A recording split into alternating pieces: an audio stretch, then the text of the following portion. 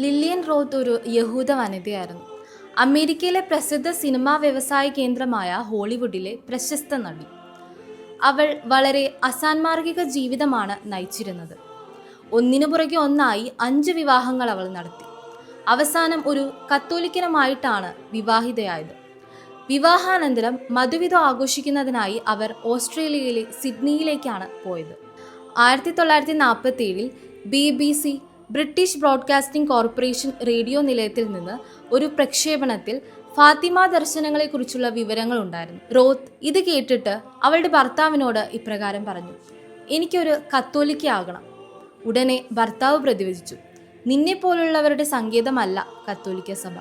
അവിടെക്കുറിച്ച് മാന്യമായി ജീവിക്കുന്നവർക്ക് മാത്രമേ സ്ഥാനമുള്ളൂ. ഒരു ദിവസം റോത്ത് അടുത്തുള്ള കത്തോലിക്ക ദേവാലയത്തിൽ ചെന്ന് അവിടുത്തെ വൈദികനോട് കത്തോലിക്ക സഭയിലേക്ക് സ്വീകരിക്കണമെന്ന് ആവശ്യപ്പെട്ടു. എന്നാൽ അവളുടെ മാനസാന്തരം യഥാർത്ഥമാണോ എന്നറിയാതെ സ്വീകരിക്കാൻ നിർവാഹമില്ലെന്ന് അദ്ദേഹം മറുപടി പറഞ്ഞു. ഇപ്രകാരം സംഭവിച്ച് കുറെ കഴിഞ്ഞപ്പോൾ അവളുടെ ശ്വശുരൻ അവൾക്കൊരു ജപമാല സമ്മാനമായി കൊടുത്തു. അവൾ ഒരു യഹൂദയായിരുന്നെങ്കിലും ജപമാല പഠിച്ച് അത് ജപിക്കുവാൻ തുടങ്ങി.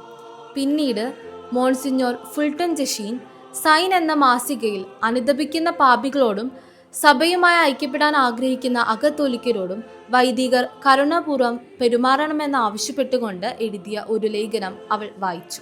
അതുമായി അവൾ വീണ്ടും വൈദികനെ സമീപിച്ചു.